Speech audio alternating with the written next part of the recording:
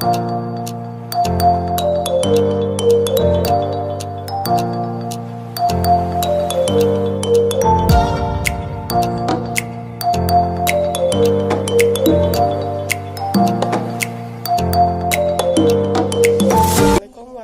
wabarakatuh. Perkenalkan, kami dari kelompok 3 akan menjelaskan mengenai materi distribusi dan transportasi produk olahan produk perikanan beku. Perkenalkan, nama dari kelompok kami yaitu pertama ada Ani Mujahidah, yang kedua saya sendiri Hajra Fasira, yang ketiga Nur Halisa, yang keempat Siti Nur Halisa, yang kelima Rida Asliani. Baiklah, yang pertama yaitu pengertian cumi. Dalam usaha perikanan dikenal adanya produk non-ikan. Satu di antaranya produk non-ikan yang penting adalah hewan-hewan cephalopoda. Nama cephalopoda berasal dari bahasa Yunani, yaitu Greek. Asal katanya adalah kata cepal yang berarti kepala, dan pos yaitu atau podos yang berarti kaki. Jadi cephalopoda adalah hewan yang berkaki di kepala. Berikutnya yaitu klasifikasi cumi-cumi. Domain Eukarya, Kingdom Animalia, Phylum Mollusca, kelas Cephalopoda, Ordo Teutida, Subordo Myopsina, famili Loliginidae, genus Loligo, dan spesies Loligo sp. Sekian dari saya. Baik, di sini saya akan melanjutkan materi dari teman saya. Di sini saya akan membahas aspek mutu dan penanganan cumi-cumi di atas kapal. Yang pertama yang saya akan bahas yaitu tentang aspek mutu cumi-cumi. Faktor utama adalah tingkat kesegaran produk, tekstur daging, kesempurnaan kebersihan, dan warna asli cumi-cumi. Struktur tabung cumi terdiri atas beberapa lapis jaringan yang berlainan, sifat fisik dan kimiawinya. Setiap lapis berbeda-beda responsinya terhadap perlakuan dingin atau panas, terhadap suhu dan waktu perlakuan. Kemudian materi selanjutnya yaitu penanganan cumi di atas kapal. Metode penangkapan utama adalah menggunakan pukat, jig, dan jaring insan. Mutu kesegaran tertinggi diperoleh kalau memakai mesin jig. Teknik penangkapan cumi agak berbeda di setiap lokasi. Di lereng benua ditangkap dengan mesin jig, sedangkan peran dangkal dapat menggunakan jig tangan atau mesin. Caranya dengan menggantungkan lampu-lampu agak ke bagian dalam di bawah atas kapal yang akan menimbulkan bayangan di samping dinding kapal yang akan membentuk berkas cahaya yang menyerupai sayap kupu-kupu di sekitar kapal. Cumi akan mengumpul di bawah bayangan lalu bergerak masuk ke dalam alat jig, digunakan ke geladak. Akhirnya dimasukkan ke dalam saluran penanganan ini yang berisi aliran air laut di geladak untuk dimulai ditangani atau diolah. Penanganan harus berhati-hati dan segera diawet dengan cara pendinginan dan pembekuan. Warna segar asli dari kulit cumi-cumi sangat diperhatikan pada beberapa pasar. Cumi-cumi jaring berkontak langsung dengan udara panas dan permukaan kotor. Agar rupa daging dan balok cumi beku cemerlang. Kanto tinta jangan sampai pecah. Suhu penyimpanan harus rendah. Assalamualaikum warahmatullahi wabarakatuh. Perkenalkan, nama saya Ani Mujahidah. Baiklah, di sini saya akan menjelaskan materi selanjutnya yaitu pembekuan. Pada prinsipnya, pembekuan adalah salah satu usaha untuk mengurangi kadar air produk bahan pangan sampai serendah mungkin. Pada umumnya, produk perikanan memiliki kandungan air sekitar 70-80%, sehingga sangat cocok bagi kehidupan dan perkembangan berbagai mikroorganisme yang dapat merusak dan menurunkan mutu produk perikanan tersebut. Pengawetan dilakukan agar terjadi keseimbangan antara tekanan uap air dalam larutan dan tekanan uap air murni pada suhu yang sama. Materi selanjutnya distribusi.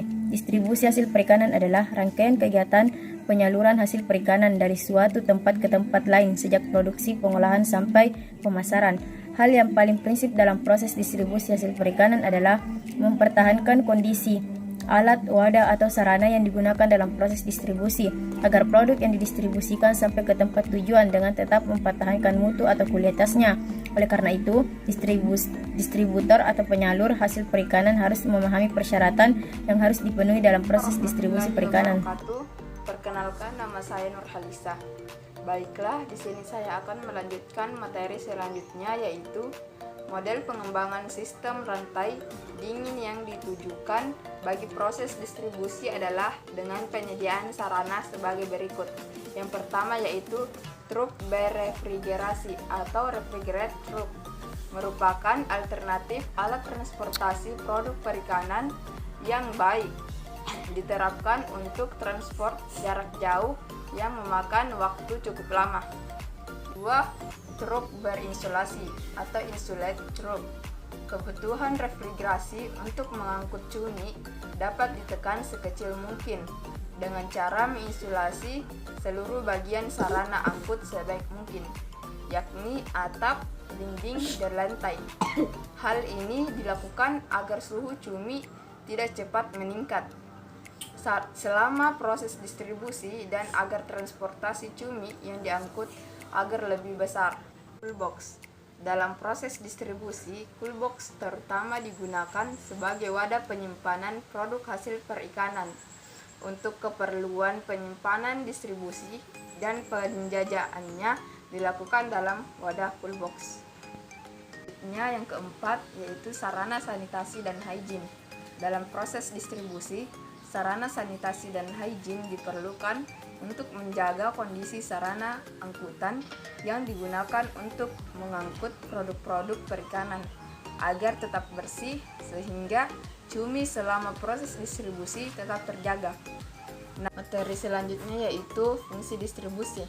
Yang pertama sebagai media informasi, yang kedua sebagai media promosi, yang ketiga sebagai media negosiasi, yang keempat sebagai media pemesanan, yang kelima sebagai media pembiayaan, yang keenam sebagai media pengambilan resiko, yang ketujuh sebagai media distribusi fisik, yang kedelapan sebagai media pembayaran, yang terakhir yaitu sebagai media kepemilikan.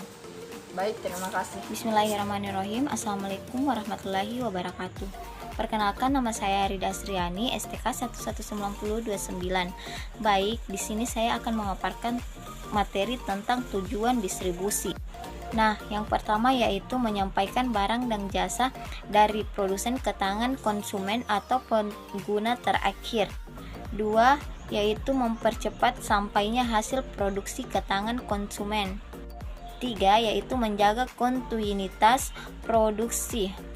Yang keempat yaitu tercapainya penerapan produksi. Yang kelima yaitu meningkatkan kualitas dan kuantitas produksi. Yang keenam yaitu meningkatkan nilai guna barang dan jasa. Nah, yang ketujuh yaitu menciptakan nilai tambah produk melalui fungsi-fungsi pemasaran. Nah, yang kedelapan yaitu memperlancar arus saluran pemasaran atau marketing channel flow secara fisik maupun non-fisik. Selanjutnya adalah faktor-faktor yang berpengaruh distribusi di darat.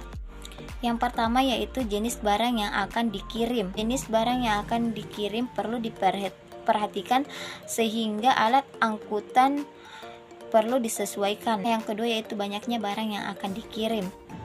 Bila jumlah barang sedikit maka akan dikirim melalui pos atau kendaraan yang berukuran kecil. Yang ketiga yaitu tujuan pengiriman.